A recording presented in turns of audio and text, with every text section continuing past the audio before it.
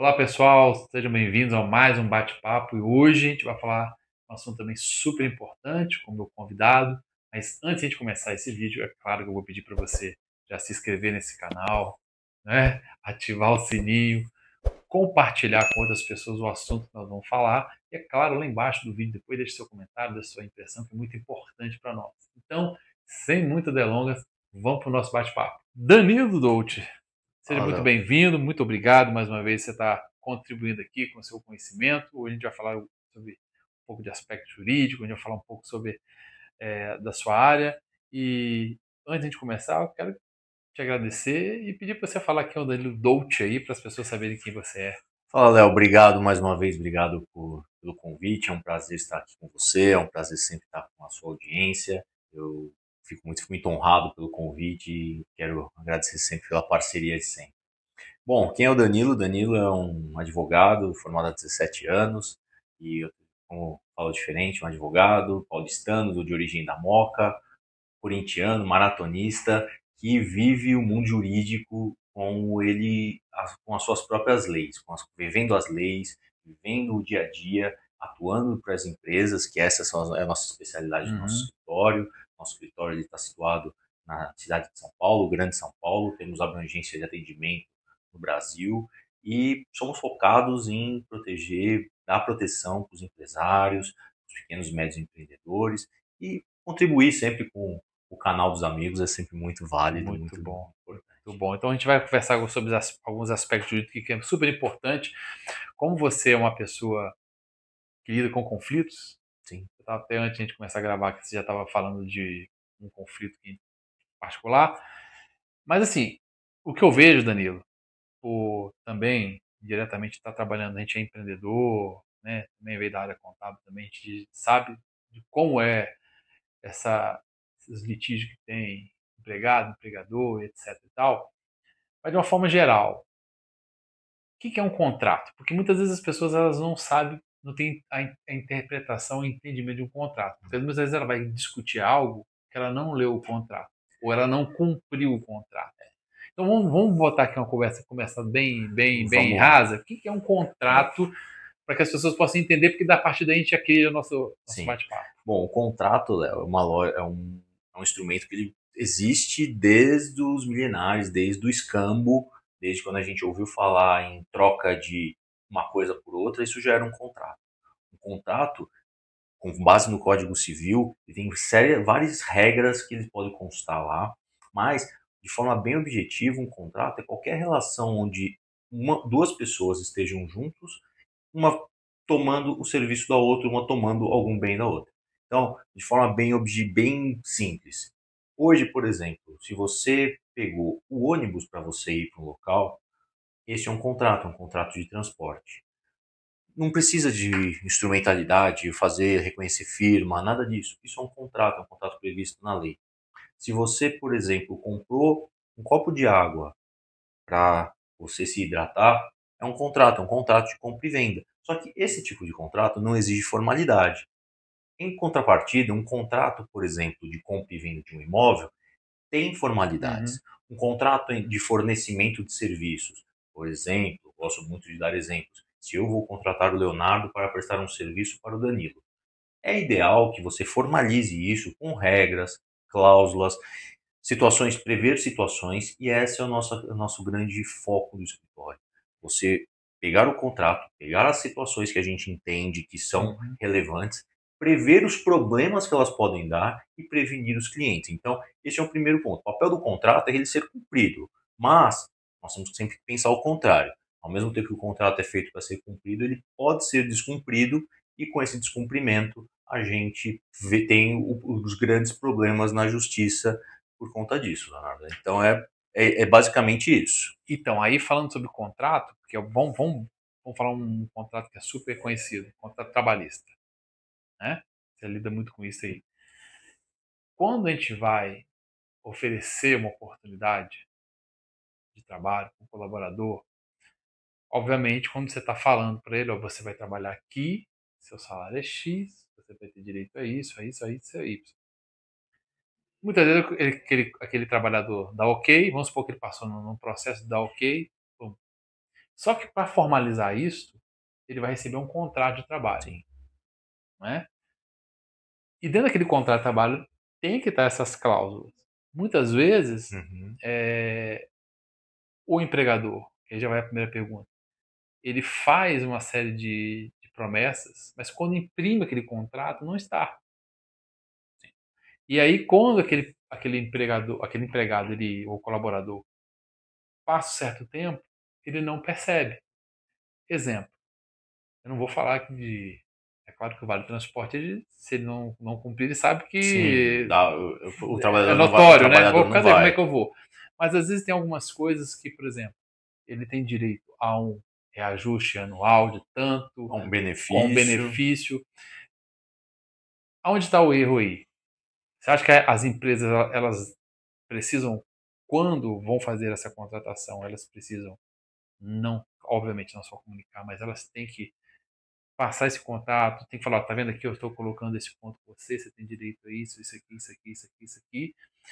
E é errado o trabalhador fazer um questionamento, porque muitas vezes quando ele faz um questionamento, às vezes é por entender, ele não entende, aí é taxado como um rebelde, isso aí já está.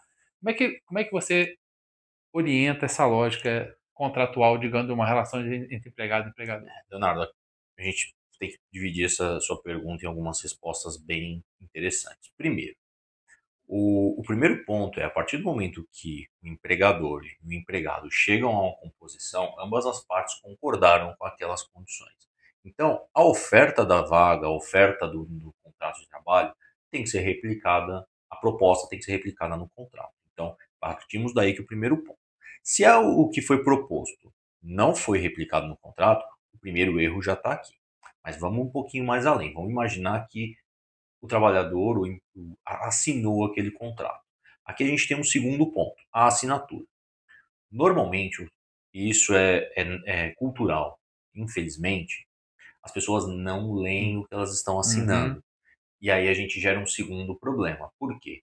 Porque ela vai reivindicar alguma coisa com base naquilo que foi falado, embora a palavra falada tenha validade, mas ela não tem como comprovar que aquilo foi falado. Então a gente tem um segundo problema que é, ela assinou sem ler, quando ela foi reivindicar aquilo que ela sabia que ela teria direito e não está recebendo, está com um novo problema.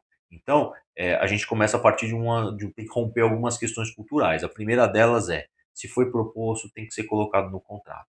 Antes de assinar o contrato, tem que ser lido. uhum. Tá?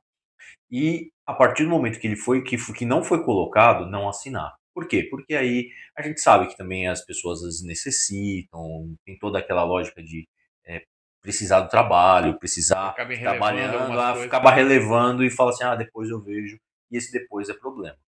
E a partir do momento que chega num ponto que ela está reivindicando uma coisa que não está no contrato, ela não tem direito. Então, é isso que tem que deixar claro. Então, se não está registrado, se não está na proposta, ela não tem direito.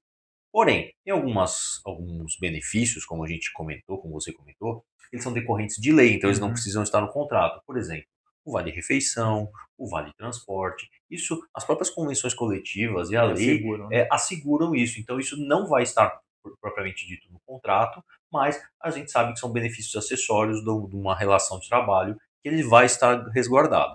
Agora, se a empresa fez uma promessa de um bônus com base em algum percentual, isso deveria estar no contrato e não está, não vai, se ela cumprir, ótimo. Se ela não cumprir, não vai ter como reivindicar isso por conta dessa ausência de comprovação. Muito embora na Justiça do Trabalho a gente sabe que com testemunhas e a gente pode discutir esse ponto, mas vai esbarrar numa materialidade que não existe. Então, Uhum. a gente tem esse ponto, esse viés aqui. E o último ponto que você me colocou é em relação a o trabalhador reivindicar e ser colocado como uma pessoa que é, vamos dizer assim, está querendo movimentar a empresa. Isso não existe. Embora a gente saiba que as empresas não veem com bons olhos, mas se é um direito do trabalhador, ele tem o direito a reivindicar. E isso é garantido pela lei, garantido pela Constituição Federal e uma garantia ampla para ele reivindicar. Se na empresa ele não obtiver o resultado, não obtiver caminhos para reivindicar, ele pode partir para um caminho que é um caminho judicial. E aí no caminho judicial tem que transcorrer todo o processo para aí sim ele poder ver se ele tem o direito ou não àquilo que ele está É porque às reivindicando. vezes o trabalhador fica até um pouco coagido, Sim, ou fica até com vergonha de lá perguntar, não estou entendendo, a gente não conversou, não foi conversado, acordado que eu ia ter um auxílio, por exemplo, de moradia, porque ele às vezes foi sim. transferido de um local e no contrato às vezes não está colocado aquilo É, ali. Um isso ainda exemplo, por exemplo. esse exemplo, por exemplo, do moradia é um exemplo que existe uma garantia por lei, mas, por exemplo, ele vai ter um bônus se ele alcançar uma determinada meta, por exemplo, metas, Uhum. comissões. Se isso não está em contrato, são coisas que ele não vai poder reivindicar. Agora, digamos que essa empresa não colocou isso em contrato, mas eu posso chegar assim, chamar todo o meu time, toda a minha equipe, ter uma normativa interna lá, que todos assinam da seguinte forma, ó, se nós batemos a meta, todo mundo Ganha um percentual. um bônus. Não Sim, precisa estar no contrato, mas se tiver uma normativa, todo sim, mundo assinando, validando isso, isso sim, esse é um isso aí documento. se a Esse empresa sim, não cumprir com isso, ela pode sim, esse é isso é ter um um documento documento. válido. Se, por exemplo, ela chegar, ou até mesmo uma reunião, ela chegar e falar, olha, nós vamos ter uma meta aqui, vamos estipular uma meta, se todos alcançarem, nós vamos ter um percentual adicional aqui, um bônus adicional. Se ela colocar isso no papel e todos assinarem, está validado, é um documento, é uma ata de reunião ou é uma normativa que vai ter. Se ela não colocar isso no papel, mas se nas testemunhas chegarem e falar, olha, isso foi prometido, fomos cobrados por isso e alcançamos o resultado, isso na Justiça do Trabalho também é considerado, porque a Justiça do Trabalho ela usa um princípio que é o princípio da instrumentalidade, ou seja, aquilo que acontece tem um valor maior do que às vezes o que está colocado no papel. Então, as testemunhas na Justiça do Trabalho, na Justiça, têm o seu valor, certo? E não existe uma questão de falar assim, um papel vale mais que uma testemunha, não. Cada uma tem o seu peso, cada uma tem o seu valor. Isso é importante deixar claro. E falando sobre provas, uma era de tecnologia, conversas desse tipo, tá bom, se você fizer, faz isso para mim que eu vou te dar uma folga, exemplo, né? Uhum. Ó, se você fizer isso, eu vou te garantir um aumento, seja por e-mail ou conversas que parecem assim meio que soltas no WhatsApp. Isso também são Sim, considerados documentos, provas. sim, são considerados documentos, sim. Porém, a justiça está tratando isso de uma forma um pouco mais delicada, por quê? Porque hoje, com a inteligência artificial, com os meios que a gente tem de edição e tudo isso, esses documentos podem ter adulteração. Uhum. Então, tem um trabalho que a gente faz adicional, por exemplo, no nosso escritório, e isso está rendendo bons frutos para deixar válido esses Seria documentos. o quê? Uma espécie de perícia? É uma perícia, mas chama-se ata notarial, Uhum. tá? Então, são dois tipos de perícia, uma ata notarial e tem um outro trabalho que também é feito de forma digital, que ele valida que aquela conversa não teve adulteração, certo? A Legal. perícia, o problema da perícia é que ela custa muito caro. Uhum. A ata notarial é um pouco mais barato e existem já alguns trabalhos que são feitos de forma extrajudicial, que são feitos de forma com um custo muito mais acessível e prometem a entrega disso e são validados na Perfeito, justiça. entendi. E aí sim ela vai ter o direito àquele benefício que ela está almejando. Não, isso é interessante porque, da mesma forma que eu levantei essa questão aqui, porque tem também os que forjam, né? Tem. Porque hoje Tem. você pega, se você usar a inteligência artificial, a pessoa já está conseguindo falar, mostrar que você fez um vídeo que você falou, ou um áudio que Sim. você disse, né? Então hoje já está tendo mecanismos para poder filtrar isso melhor. Sim. Vamos falar sobre a questão, ainda sobre essa questão trabalhista. A gente está tendo uma migração por a questão econômica, estratégica, cada um dá o nome que acha melhor. A gente tem muitos CLT que estão deixando de ser CLT ou estão sendo transformados, até mesmo por questão da oportunidade, Sim. em PJ. Sim.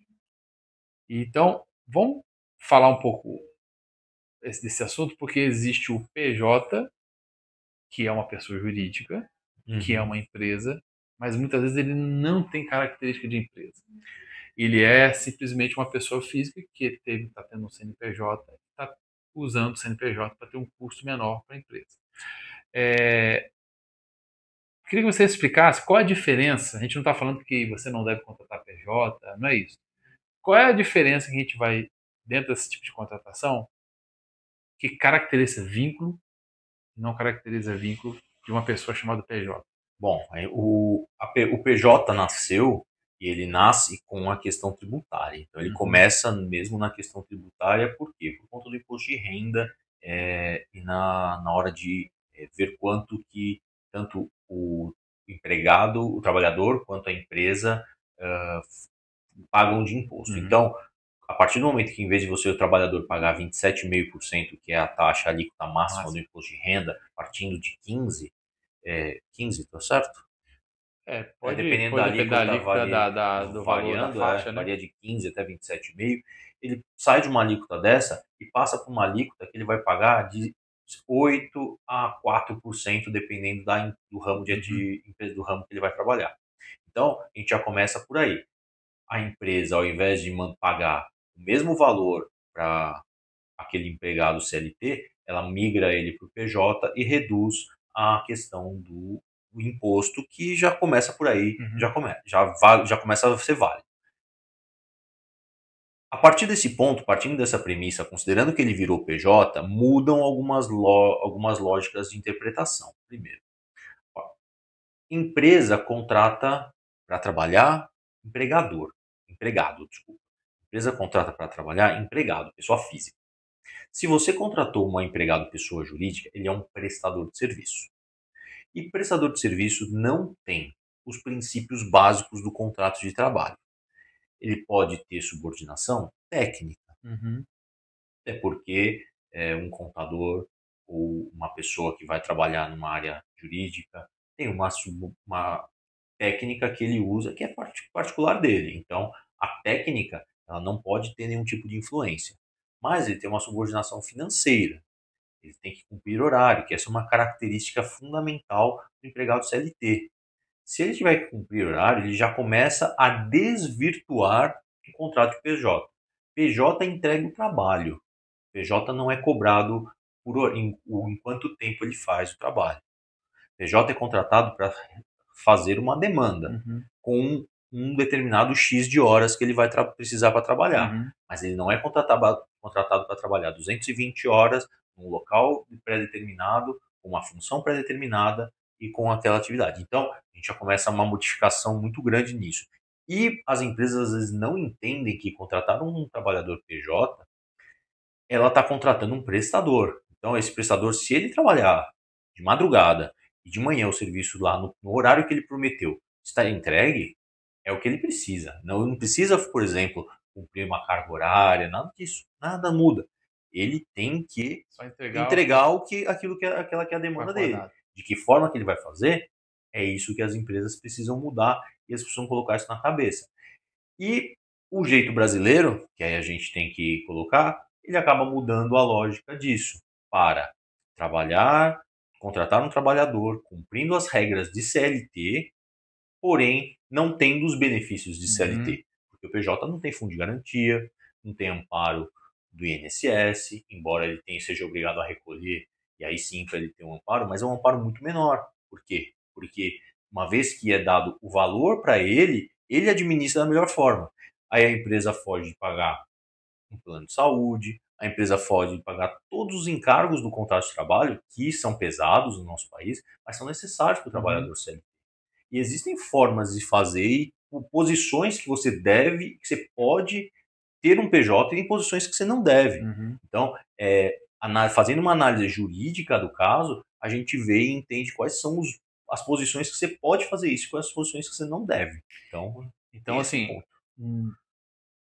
claro que tem que ser feita uma análise, é bom fazer uma consultoria, por exemplo, com um profissional como você, mas existe de cara que tem funções que não tem como ser PJ. Tem funções tem funções que não devem ser PJ. Eu não recomendo. De cara já descaracteriza só pela função. De cara pela função eu não recomendo.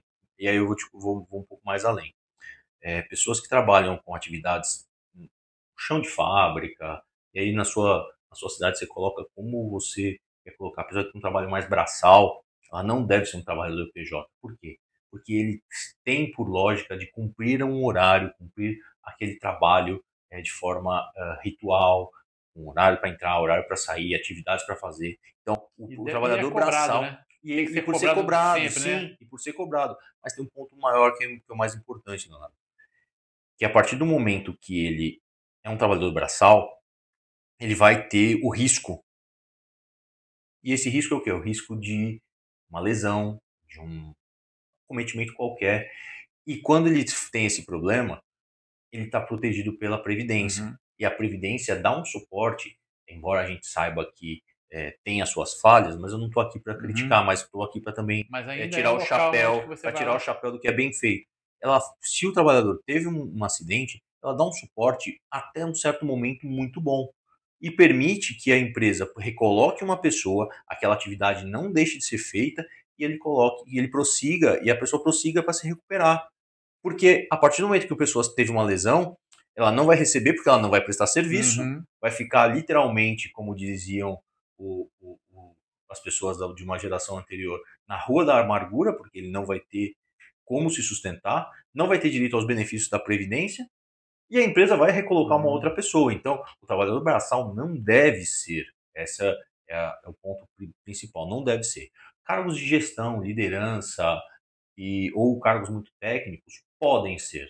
E aí tem que ser feita uma análise e isso ser documentado. E aí é uma contratação de pessoa jurídica com pessoa jurídica em relação para determinada tarefa. Agora, Danilo, por mais que as pessoas, elas, vamos supor que a pessoa vai exercer um cargo executivo, e a gente sabe que muitas linhas executivas já estão contratando PJ. Tem que ter contrato. Mesmo que seja com PJ, Sim. exige o contrato. Porque muitas vezes as pessoas vão contratar, ó, quero que você trabalhe aqui para mim e tal, vamos combinar o valor? Tá fechado, mas a gente não faz contrato. O ideal é que seja feito um contrato, que seja feito um contrato papel, tudo registrado, com cláusulas, com tarefas. Contrato verbal tem validade? Tem, mas isso vai demandar testemunha, Uhum, provas, uma instrução jurídica vai andar tempo, e aí é uma perda de tempo uhum. por conta O disso. próprio- Então, assim, vai ter que ir para o judiciário para reconhecer essa relação, para depois sim poder cobrar aquilo que é o direito deles. Pra gente sair dessa parte, digamos assim, da relação empregado com empregador, é muito comum que muitas vezes algumas empresas falam assim, Danilo, nós vamos dar baixa na sua carteira hoje e a partir de manhã você vai ter uma nova função, porém como PJ. Ou algo do tipo. Uhum. É possível fazer isso, pedir para o colaborador dar baixa e ser contratado pela mesma empresa como PJ? Isso dá brecha de ter cancelamento desse rompimento de Dá contrato? brecha. Isso dá muita brecha, tá, Leonardo? Dá muita brecha porque entre uma relação que ele já tinha CLT e agora a nova relação dele PJ, tem um princípio que de quem partiu essa brilhante ideia de ele se tornar PJ. Uhum. Então, pegando no seu exemplo, se a ideia partiu da empresa, ela que deu essa iniciativa, já começamos a ter um problema porque ela está querendo se beneficiar financeiramente dos impostos, de todos os benefícios quanto a isso. Agora, por mais que tenha partido do empregado, se essa ideia, aquilo, temos que entender alguns pontos. Ele vai fazer a mesma atividade que ele estava fazendo ou ele está indo para uma atividade Uhum. que ele está sendo promovido? Um exemplo, ele está mudando de cargo, a empresa está fazendo isso com todos os empregados. Se ela estiver caminhando para essa linha, ela está traindo para ela um risco muito grande que aqueles que forem para a Justiça do Trabalho vão cair na tentativa do reconhecimento dessa relação que eles já haviam.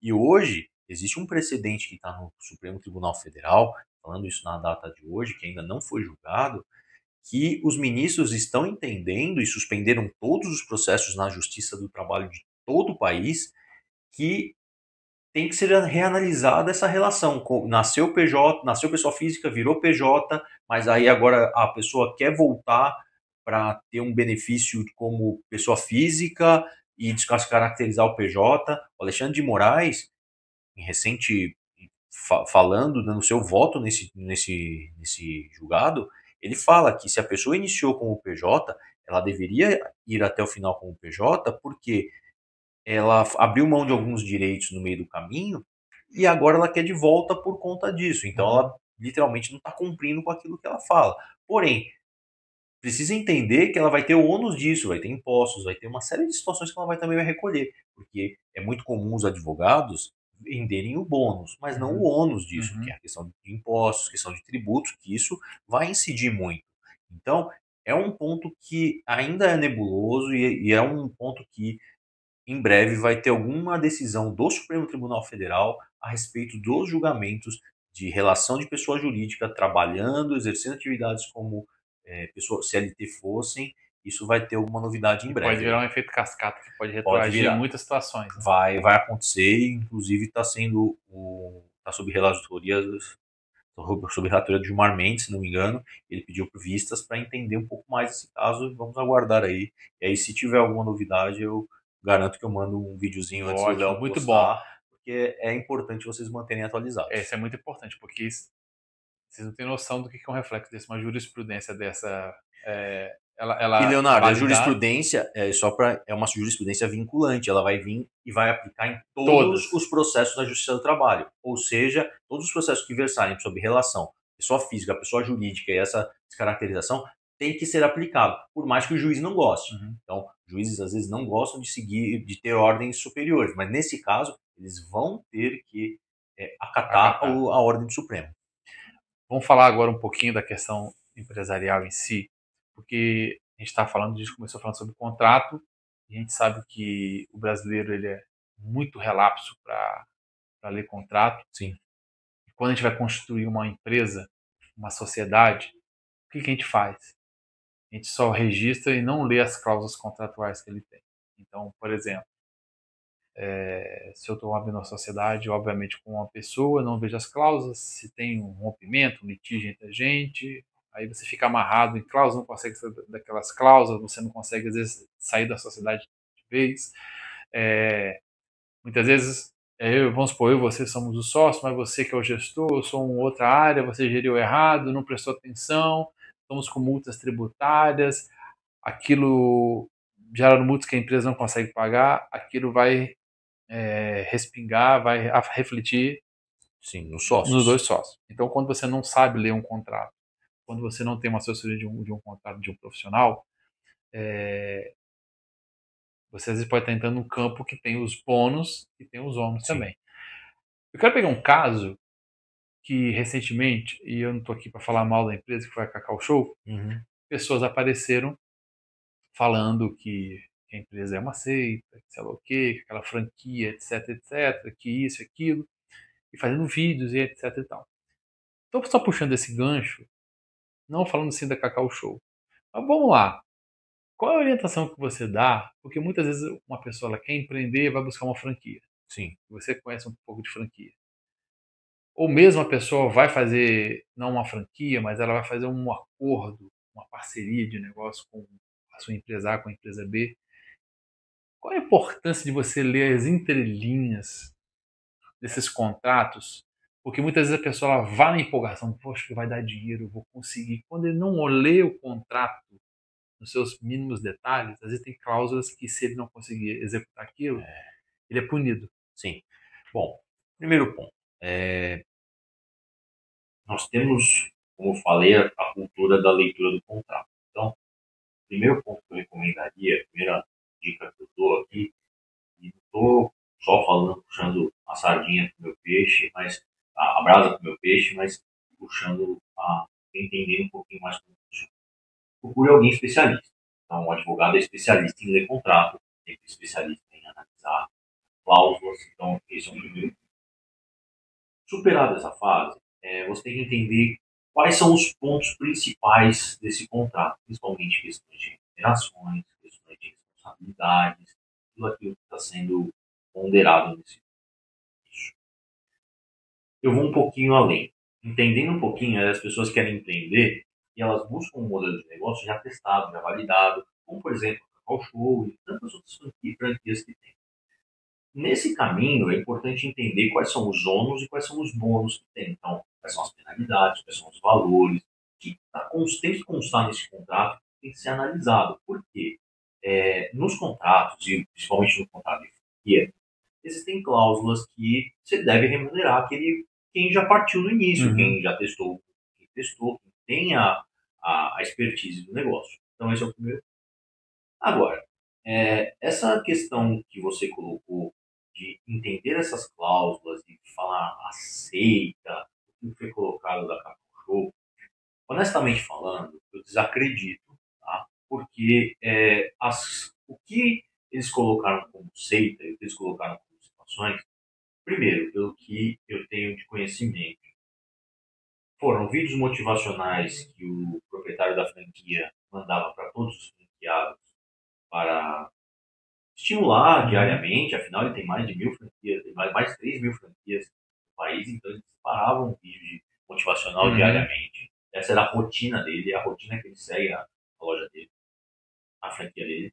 O segundo, cumprimento de cláusulas contratuais. Porque algumas coisas que estavam reclamando, estão falando disso, são literalmente cláusulas que estão no contrato que Que não não foram foram cumpridos. observadas. E a partir desse momento, ele tem o direito, inclusive, de retomar a loja porque as cláusulas dos contratos não estão sendo cumpridas. Então, eu entendo que quem usou esse termo seita, vou usar um termo comum aqui, está caçando VT. Uhum. Porque não tem, está caçando like, porque são coisas que estão nos contratos. Agora, se eles entendem que não é bom, que não é saudável, E aí peço eu rompimento. faço aquilo. Se aquilo não está bom para ambas as partes, o contrato não foi feito, certeza que existem cláusulas que permitem o rompimento do contrato, a evolução de valores ou o ajuste de valores, e aí, se não está mais adequado com o seu propósito, busque um novo propósito, Uhum. busque um Uhum. novo caminho a seguir. Esse é um ponto, como você, né, eu trouxe aqui, porque assim, justamente porque a gente lida muito com o empreendedor e poucos são o que faz o trabalho de antes de entrar nessa jornada de ser empreendedor, franqueado, abrir uma empresa ou até mesmo recebe uma proposta de sociedade, não procuram um advogado para discutir esse assunto, Não é botar as cultural, cláusulas, né? Não é não é cultural. culturalmente falando do nosso país prevenir situações. Então, às vezes são assinados contratos sem a parecer do advogado, sem uma leitura do advogado, e às vezes tem cláusulas que prejudicam aquele empreendedor que de boa fé está tentando recomeçar, está tentando ter um negócio, almejar um caminho, às vezes não consegue. Perfeito. Danilo, a gente ir caminhar para o final aqui, ainda falando ainda um pouco sobre o mundo, né, dos contratos, seja então para eu empreender, seja eu sendo um colaborador ou um PJ, primeira coisa, é eu entender o que está sendo me proposto ali e se eu tenho dificuldade e a empresa não me passa, é procurar um advogado. Sim, o Um advogado é advogado, especialista em ler cláusulas e ler contratos. Ele vai poder lhe falar o que significa aquela cláusula, isso é um serviço usual dos advogados, o que significa, quais são os reflexos daquilo, e aí vai caber a você falar assim, olha, estou ciente e vou seguir ou não. perfeito. Para a gente encerrar, eu vou falar um pouquinho só do mundo digital, que tem um comportamento hoje, que as pessoas, todo mundo está Instagram, está no meio digital. O que você pode me falar, ou para nós aqui, né, das questões contratuais, quando a gente vai se expor? Uma coisa é eu me expor na minha rede social, eu respondo pelos meus atos. E quando eu sou convidado a fazer um vídeo, ou quando a empresa pede para eu gravar um vídeo, precisa ter ali a autorização ou não?